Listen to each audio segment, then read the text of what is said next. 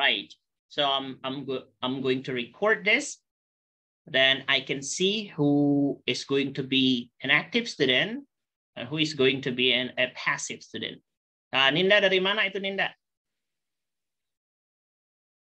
Want to go to food court center, Mister? Yes, yes. Still on the road. Okay. Still on the road? Right. Wait. Mana ini? So I'm looking for my slide. Andre, I'm sorry, can I ask something? Wait. Who is speaking? Putri, Putri? Mr. Andre. Yeah. Yes, Hi, Putri. Mr. My name is Putri Mulia Mairanada, and Yeah. I want to maybe ask something. Right now I'm working, and as you said, you want to a student to talk, but I think I can unmute every time, because if I want to unmute, At least you talk. Yeah, at least you talk once. Yeah. Throughout the meeting. Yeah, but kalau saya mau berbicara, saya harus izin keluar. Sekarang saya ada di pinggir jalan, Mister. Mohon maaf. Ya, boleh? Nah, setidaknya nanti kalau di pelajaran selanjutnya sudah bisa berbicara sekali. Jadi sudah dapat nilai gitu ya. Oke, baik. Boleh nggak kalau misalkan nanti saya menjawab pertanyaannya di chat box? Oh, nggak boleh. Harus ngomong. Di chat box saya copas nanti dari Google. Oke. Harus ngomong, nanti dipilih sekali aja. Setelah itu kalau benar-benar lagi kerjanya riweuh dan nggak bisa ini berbicara, ya cukup diperhatikan aja ya. Oke, baik. Terima kasih, Mr. Andre. Sama-sama. Okay, wait. So let me share. Okay. So look at this one. Everyone can see this? Poetry appreciation. Can you see the slides? Yes. Yes, Miss. Miss. Jadi cucok meong tar saya. Yeah. Right. So poetry appreciation. From the word appreciation, what can you relate the word appreciation? You appreciate something, you appreciate someone. If you can look up in a dictionary, appreciation is synonymous with the word thank, gratitude, right? Ya, apresiasi itu satu akar sinonim dengan kata terima kasih atau ucapan terima kasih. Now, why should we thank poems? Kenapa kita harus berterima kasih kepada poems? Ada tahu caranya? Ada tahu kenapa idenya? Boleh ngomong, salah mah dengan saya mah itu kewajiban kita salah, because we are all learning. So we are learning, we are making mistakes, and we are improving those mistakes. Right? Anyone can raise hands, because I can only see a few people here. I cannot see the entire number of you. Okay? Anyone knows why are we appreciating poetry? Do you know why? Kenapa kita harus mengapresiasi puisi? Mister, can I answer? Yes, Hikmah. Because I think that poetry can lead us to enjoyment, an inspiration, inspiration, education through the literally, right. And improve like cognitive function. I think cognitive functions. Okay. Poems make you think hard. And emotional pain, I think. Heal emotion. Healing. Thank you. Healing. Right. So the difference between literary works and the mouths of your teachers and the mouth of your moms, you feel that you learn something from literary works without feeling compulsed, without feeling forced, without feeling taught. Tahu maksudnya? Jadi perbedaan karya sastra dengan karya mulut mak-mak, karya mulutnya guru, karya mulutnya pemimpin, Nah, itu perbedaannya. Kita belajar sesuatu yang berharga dari karya sastra tanpa merasa diajari. Nah, itu perbedaannya. Kalian mempelajari life lessons dalam prosa, dalam puisi, tanpa adanya tekanan dari orang lain. Karena manusia ini pada dasarnya adalah melawan. As Foucault said, when you affirm power, there will be resistance. Di mana ada afirmasi kekuasaan, di situ ada resistensi, perlawanan. Nah, coba deh kalian lihat anak-anak kalian itu. Jangan manjat pohon. Bilang ke anak-anak. Dia semakin manjat atau dia turun? Makin manjat. Makin manjat. Makin manjat. Tapi kita berbicara dalam kebalikan kalau dengan anak-anak. Dia lagi manjat pohon, panjat terus ya. Nanti dia turun nanti dia. Nah, jangan turun di atas aja terus kita. Nanti dia turun seperti itu. Seperti itu prinsip dasar manusia. You should never affirm any power, but you persuade paradoxically. Nah, kadang poem dengan poetry ini dia mempersuade orang untuk improve themselves by teaching you some great lessons being implicit. Okay? Being implicit. So the moral lessons are not stated explicitly, but you learn something from the poem. Nah, seperti itu pertama. Nah, sesudah itu juga yang kedua, karya sastra itu mengajarkan kita genealogi waktu.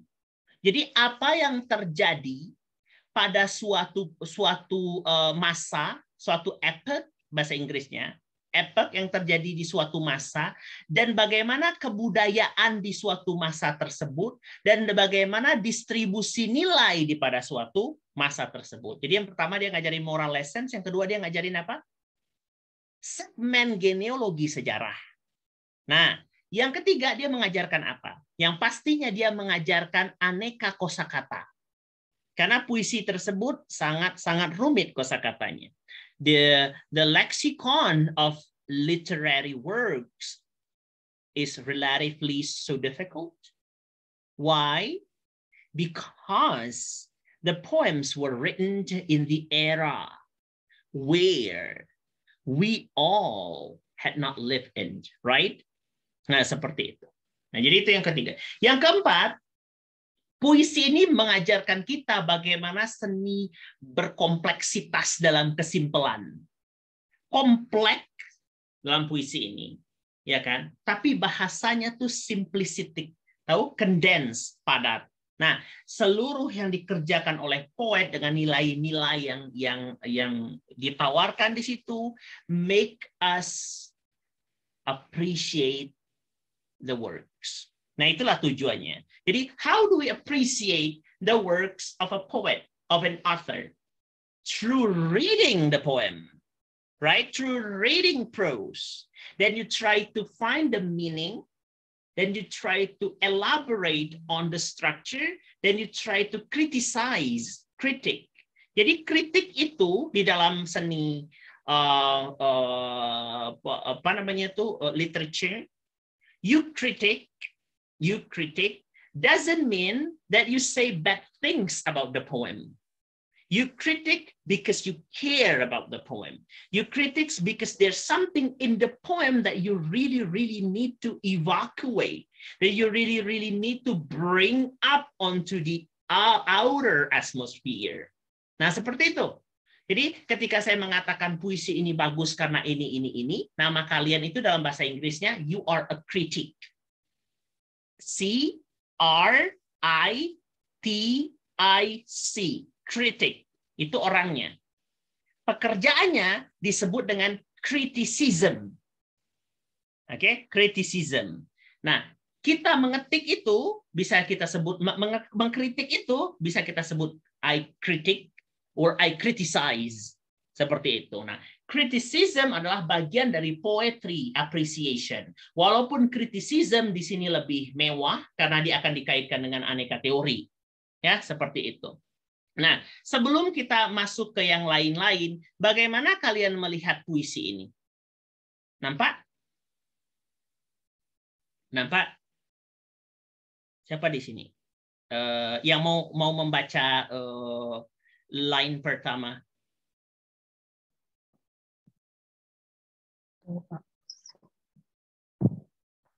Ini baca. So, May.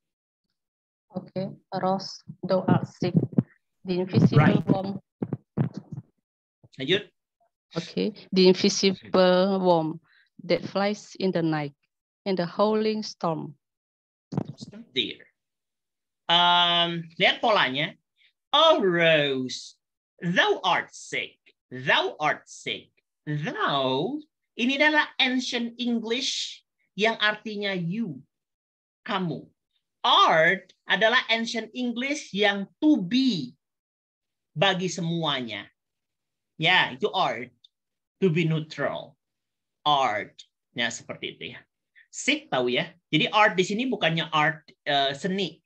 Art di sini artinya are as a to be. Sick. Sick. Oh Rose, thou art sick. Thou art sick. Seperti itu ngomong. Thou art sick. Oh Rose, kamu sakit. The invisible worm. The invisible worm. Apa artinya di sini, Indri? The invisible worm. I don't know. The invisible apa artinya? Invisible. If something visible, you can see it, you can view it, right? Ketika sesuatu itu visible, kalian bisa melihatnya. Kalau di invisible, prefix in, imbuhan depan in menyatakan dia tidak. Jadi, the invisible worm, ada ulat yang tak terlihat, that flies in the night, yang terbang di malam hari, in the howling storm, di dalam badai yang menderu-deru. Howling itu artinya kalau kalian benar-benar sakit, tergores atau patah tulang, ya kan, waliyazubillah, patah tulang dan lain-lain segala macam. Nah, tidak ada pertolongan, tidak ada anti sakit, anti nyeri, kalian meraung kan? Meraung dalam kesakitan ini disebut dengan howling. Ya, seperti badai yang menderu-deru, seperti serigala yang maung di malam hari. Itu juga howling. Jadi stormnya sangat kuat dan sampai berbunyi. Howling. Right? Nah, jadi kira-kira di sini apa yang bisa disiratkan? Ada bunga mawar. Kita katakan, kita yang sebagai pengamat di sini, thou art sick. Sakit. Bagaimana kira-kira kondisi bunga mawar yang sakit? Apa yang kira-kira? Boleh jadi bonyok? Boleh jadi patah? Boleh jadi apa lagi? Layu. Layu. Apa layu bahasa Inggrisnya? Wither. Boleh jadi apa lagi? Boleh jadi rotting, membusuk. Seperti itu. Nah, kenapa dia kira-kira dia sakit ini? Karena ada seekor ulat, worm, cacing, ulat, yang tidak terlihat, yang berterbangan di malam hari, di derunya badai yang sangat kencang. Has found out thy bed. Nah, thy di sini, nanti boleh dicatat ya. Thy ini adalah an archaic word of English which means possessive. Okay? Which mean possessive. Kepemilikan. Jadi, thy bed, gitu kan, tempat tidurnya. Gitu kan. Nya di sini kira-kira apa di sini? Nya ini merujuk kemana? Octavia. Nya. Thy di sini merujuk kemana kira-kira? Ke the invisible worm atau merujuknya kepada Rose? Ayah, ada ini? Ada komentar? Has found out thy bed. Hah? Invisible worm. Tempat tidurnya si invisible worm atau tempat tidurnya Rose? Oh, Rose, Mister. Has found ini, kira-kira ini kan tidak memiliki subjek. Nah, kalian ingat ya, di dalam puisi itu ada yang disebut dengan apa? Lisensi poetika. Jadi di dalam puisi tersebut boleh melanggar aturan gramatika. Jadi seperti ini ya. The flies in the night has found out thy bed. Found out artinya telah mengetahui. telah mengetahui tempat tidurnya. Tempat tidurnya ini si Rose. Berarti di sini apa nih? Apa artinya? Kira-kira apa? Sekali baca, impresi pertama. Kita belum mengaitkannya dengan apa-apa ya. Berarti invisible worm ini sudah mengetahui di mana tempatnya si Rose, right? Of crimson joy. Ada yang tahu arti crimson? Crimson itu adalah warna merah pekat, deep red, joy. Di sini ada yang gamer. Ada gamer. Joy adalah kebahagiaan, happiness, right? Joy is happiness. While crimson is something bleeding. Ya kan? Sesuatu yang berdarah-darah. Cocok tidak ditempelkan kebahagiaan dengan something bleeding? Cocok nggak? Berarti di sini ada apa? Ada paradoks. Ya kan? Ada paradoks. Ada figure of speech paradox. Ada paradoks di sini. Menempelkan antara joy dengan crimson joy. Seperti itu. Jadi apa maksudnya kira-kira di sini? Crimson joy. Boleh jadi crimson joy itu adalah warna merahnya si Rose. Kalian pernah melihat warna merah pekatnya bunga mawar yang sudah mau busuk? Pernah lihat? Saking deepnya sudah seperti hitam warnanya. Pernah lihat? Bunga mawar? Nanti lihat ya bunga mawar tetangga ya. Jangan-jangan di sini nggak ada yang pernah lihat bunga mawar.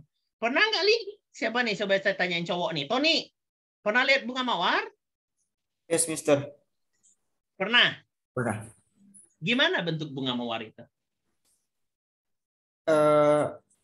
Like ini, Mister. Kayak seperti bunga tulip, hampir mirip. Seperti tulip. Yang di Belanda? Iya. Ya. Nah, tapi dia mekar. Ya. Nah, warnanya apa rose itu? Warnanya red. Tapi sekarang warnanya jadi crimson. Jadi deep red. Nah, bunga itu ada dua kemungkinan dia hancur. Yang pertama, dia mengering. Yang ketiga, dia semakin becek. Pernah lihat bunga yang busuk? Dia kan membecek ria atau di tengahnya? Wet. Tahu becek nggak? Aduh, ini becek, nggak ada ojek itu loh. Nah, yang di tengahnya itu, nah, jadi tengahnya itu membusukkan warnanya jadi berubah menjadi crimson. Kan modelnya kan seperti itu kan. Nah, warnanya berubah menjadi crimson. Tapi ini kebahagiaan. Ini kebahagiaan untuk invisible worm atau kebahagiaan untuk rose. Kira-kira apa nih? Di sini kebahagiaannya untuk invisible worm atau kebahagiaannya untuk rose? Invisible worm.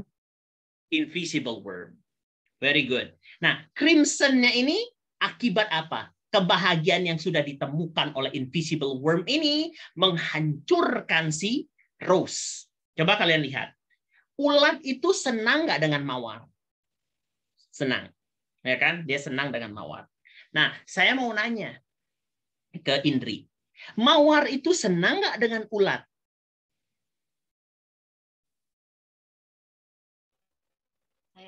Mister.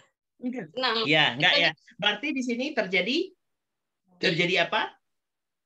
Terjadi apa di sini? Terjadi penolakan yang nggak bisa ditolak. Tahu maksudnya? Dia menolak untuk dihinggati, tapi dia itu keadaannya seperti bed. Bed itu nggak bisa digeser-geser. Dia sedang dalam bentuk tertidur seperti itu. Karena di dalam malam hari saya belum tidak tahu mendekat gimana caranya. Nah, tapi dia tetap mendekati. Sudah mendekat dia merusak. Seperti Tony mendekati Indri. Gitu kan? Si Tony posesif. Si Tony menemukan joy in you, but you find destruction in him. Paham maksudnya? Nah, seperti ini kira-kira. Tahu alurnya? Ini interpretasi sir ya. Ya boleh kalian beda interpretasi karena in poetry analysis there is no such thing as right or wrong interpretation. Okay? Remember, there is no such thing as right and wrong interpretation. Nanti kalau tugas kalian nanti kan menulis tuh, tapi nanti dikirim ke saya. Kalian tulis sebanyak-banyaknya, tapi ingat harus ada justifikasi waktu ujian ya, UTS ataupun UAS nanti. Beri di situ kenapa kalian itu. Nah, baru saya kasih A. Tapi kalau cuma ini tentang ini seperti itu, nanti saya ketik C aja biar lulus aja saya kasih. Jadi harus ada justifikasinya. Kenapa dia dikatakan crimson joy? Karena joy bagi Tony, crimson and bleeding bagi Indri. Gitu ya, Ton? Nah, keposesifan Tony ini knowing itu knowing tulisannya, knowing, merusak. Nah, lihat di sini. And his dark secret love, lihat, invisible worm dianggap his. Berarti di sini his ini dia laki-laki. Perempuannya si thy dan juga thou. Berarti itu miliknya. Yang mana ditulisnya thou, berarti ini ancient English, dikaitkan juga dengan bunga. Nah, sekarang di sini semakin jelas. His dark secret love. Saya mau tanya di sini, siapa yang pernah jatuh cinta? Dima. Dima pernah jatuh cinta, Dima? Pernah, Mister. Iya, pernah. Love itu, cinta itu, boleh nggak diam-diam? Boleh-boleh aja. Nggak boleh, atuh. Ya, cinta itu harus diberitahu kepada pasangan kita. Iya kan? Nggak boleh. Kalau cinta harus di-announce. Kalau nggak, nanti cintanya jadi bertepuk tangan. Bukan bertepuk sebelah tangan, cintanya jadi bertepuk tangan. Jadi love yang bersifat secret, nampak di sini, love-nya bersifat secret, sementara love itu harus announce, at least to the partner that we love, gitu kan? Nah, sekarang love itu warnanya apa? Merah.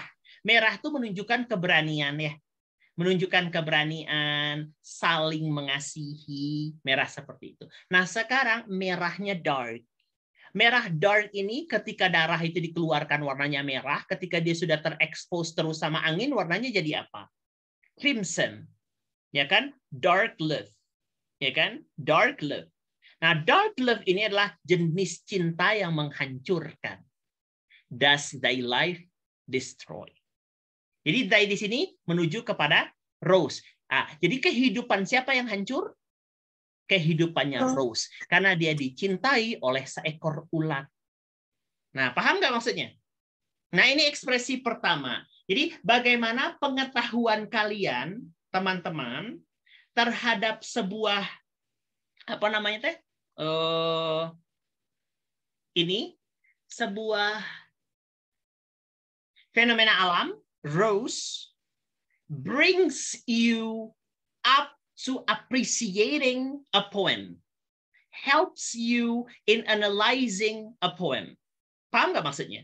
Jadi boleh jadi saya menafsirkan seperti ini, ya kan? Boleh jadi siapa di sini? Coba saya lihat ini teman-teman. Hani menafsirkannya beda. Tahu maksudnya kenapa Hani menafsirkannya beda? Boleh jadi Hani menafsirkannya ini, oh di sini ini Rose yang jahat. Nah, kenapa Rose itu jahat? Nah, Rose ini nih pelakor kata dia. Nah, seperti itu. Ternyata ada pengalaman pribadi. Kenapa dia pelakor?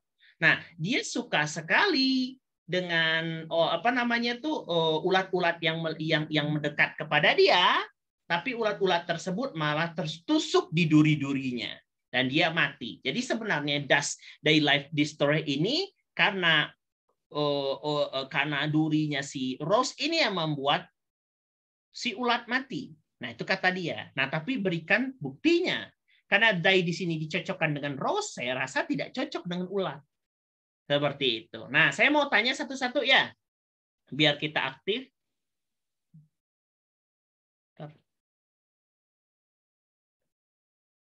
Oke. Biar kita aktif. Nah, nanti boleh dicatat namanya yang sudah memberikan kontribusi. Anjali. Anjali. Right. Anjali, bagaimana interpretasi Anjali terhadap poem ini?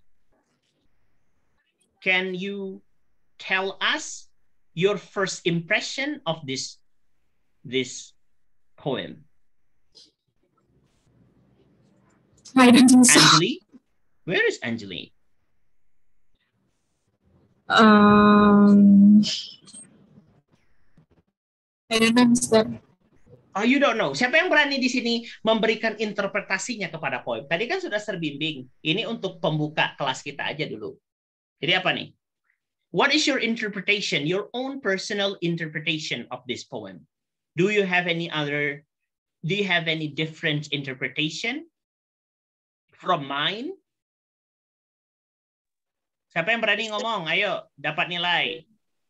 Tugas satunya berarti sudah 80. Mister, sejujurnya saya Right. nggak tahu itu apa. Makanya agak Tidak bingung. tahu.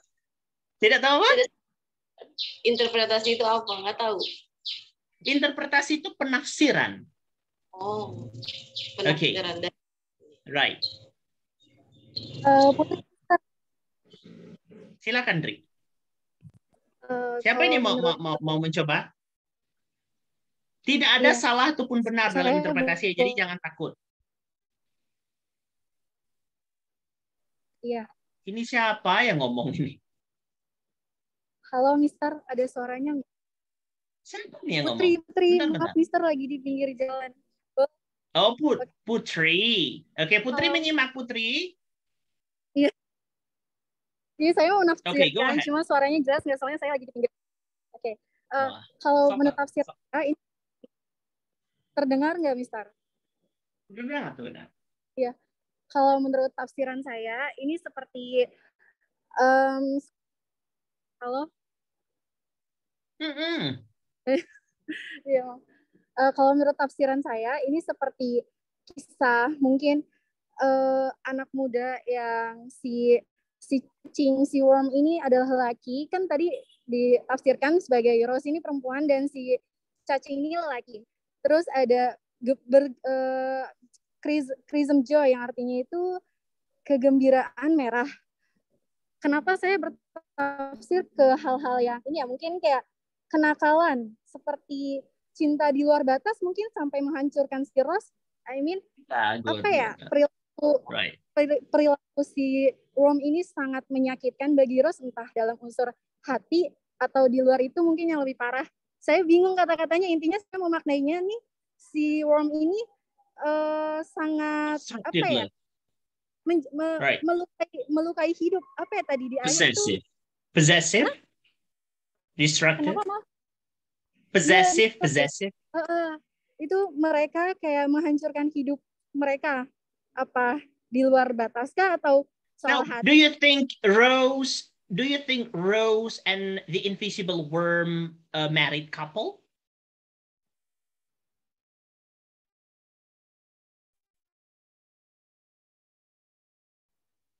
Apakah Putri menduga menurut mereka saya ini Rose sepasang kekasih yang sudah resmi? saya rasa tidak, soalnya mereka saling menghancurkan hidup. Kayaknya apa ya? Kayaknya si Rose Mereka ini saling si menghancurkan cacing ini hidup main-main. atau salah satunya yang menghancurkan? Bisa Saya jadi rasa itu kalau saya baca lagi dan memahami maknanya, kayaknya hancur. Siapa yang hancur? Halo, Mister. Iya, iya. Suaranya Sudah ya, Putri, ya. Sok atuh kamu mah ini lagi suffering ya from the internet. suaranya Ada lagi yang mau putus-putus, mencoba? Ya Mister, udah, tulis saya. aja namanya ya. Berarti sudah A nilainya itu untuk tugas 1. Mister, Ya, Mister, Andri, tidak kedengeran siapa yang nilainya A. ya ini kamu, adik kamu ini nilainya A ya. Nah, lanjut. Ya, Indri. Sok atuh. ya mungkin lebih tepatnya kayak friendzone gitu nggak sih, Mister? Kayak Apa? misalnya Apa? friendzone gitu, kayak suka tapi terjebak dalam persahabatan gitu. Apa namanya? Friendzone gitu. Friend zone. Ya.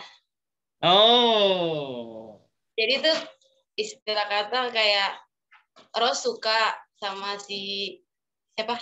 Ulat itu. Tapi ulat itu nggak sadar kalau Rose suka. Jadi tuh dia nyakitin terus-terusan kayak you know what I mean. Gimana jelasin ya? Ini pengalaman Indri ya? Jadi lagi bersahabat gitu. Nah, teman cowoknya malah ini jadi di invisible worm. Nanti ya bilang gitu ya. yang berdarah roh. Berarti juga mungkin di invisible worm karena dia invisible, ini juga bisa terkait dengan ini mungkin ya, ini penafsiran Sir. Ini juga bisa namanya tuh kalau dalam bahasa Indonesia tuh an enemy under blanket. Musuh dalam selimut, bisa ya? Nah, musuh dalam selimut. Jadi dia menghancurkan sedikit demi sedikit. Makanya cara yang terbaik menghancurkan Indri, the best way to destroy Indri is through making friendship with her. Right? Nah, ini juga di invisible worm. Boleh jadi the invisible worm ataupun wormnya dari kupu-kupu juga mau dianggap dia jadi worm walaupun itu an insect yang membantu penyerbukan polen, serbuk sari, bisa jadi dia juga bersifat menghancurkan. Ya, ini juga bisa mengatakan something over, something too much. Ya, seperti itu ya, something too much. Too much rice, too much food, too much eating will make you fat, will make you too fat. Ya kan seperti itu kan? Nah, seperti ini juga ini. Too much of touch can destroy you also, right? Nah, sok atuh. Jadi itu ya Indri ya, berarti friend zone. Nah, kita masuk ke yang kedua lagi. Bentar. Nah, ini ya.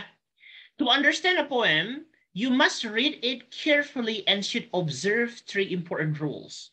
Jadi yang pertama apa Indri? Coba dibaca. Do not read lazy so that you misread the poem altogether. Right. Do not read lazily so that you misread the poem altogether. What I mean here is that kebanyakan kita, when you read a poem in English, you read those poems or that poem lazily. That you don't get or you fail to get a clear picture of what the poem is trying to say or the poet is trying to say. Kenapa seperti itu? Biasanya yang membuat kita lazy membaca puisi itu, yang pertama adalah kosakatanya. Jadi baru awal baca, liur, banyak kali ini kosa-kosa katanya gitu kan, yang nyebelin gitu kan. Kosa-kosa katanya riweuh misalnya kan, riweuh pisan gitu kan. Nah, biasanya kita stop tuh. Stop dan kita tidak membacanya. Nah, yang lebih parah lagi, dia membaca poem itu di skip-skip. Ya, dia baca line pertama, line kedua nggak tahu, skip lagi. So, in dealing with a literary work, you really need to have a good dictionary. Di rumah kalian itu minimal ada 5 dictionary kalau kalian ingin mempelajari bahasa dan sastra. Yang pertama, you need to have a definition dictionary.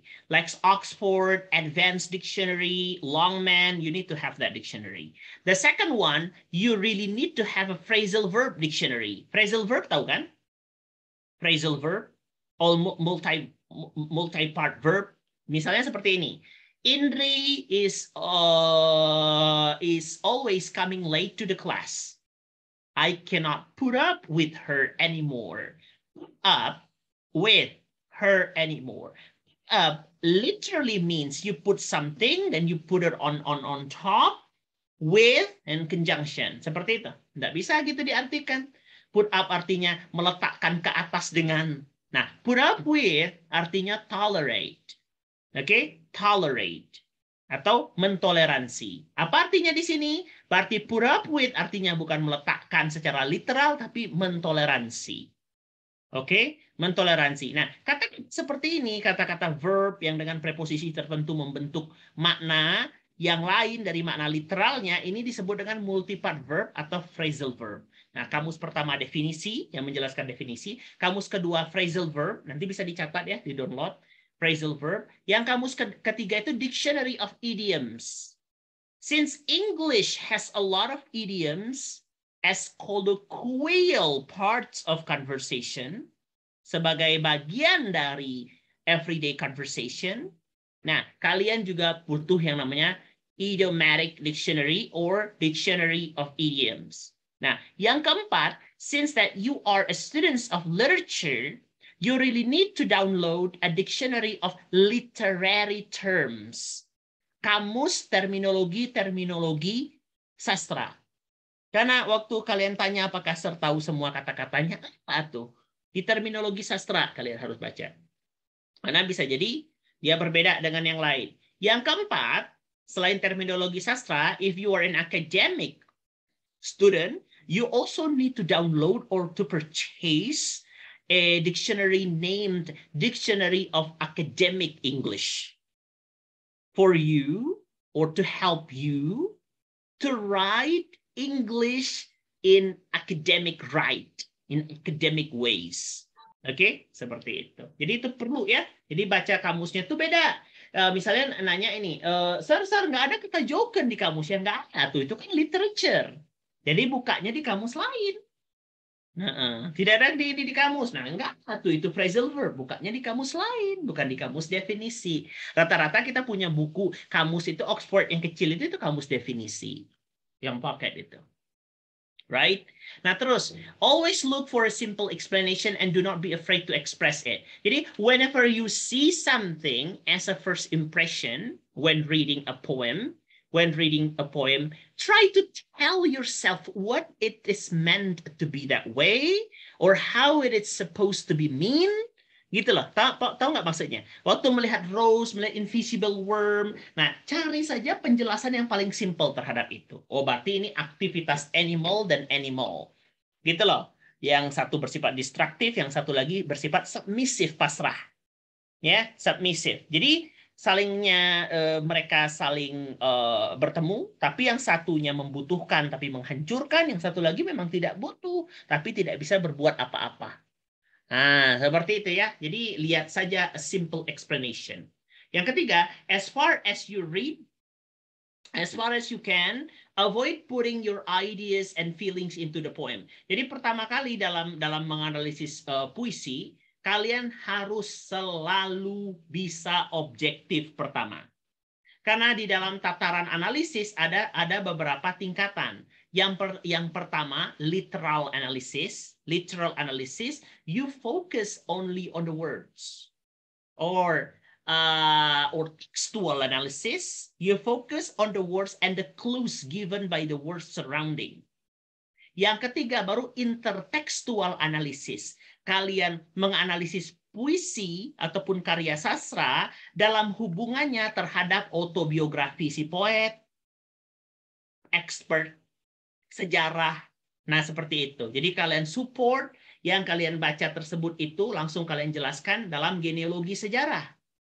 Tahu kan maksudnya? Nah, jadi ini puisi ini tentang apa? Kalian baca autobiografinya. Oh, ini tentang ini. Kemungkinan ini merupakan Edgar Allan Poe muda yang diceritakannya dalam sosok ini. Gitu. Kalian mendekati poem, you approach this poem from autobiographical approach or autobiographical points of view.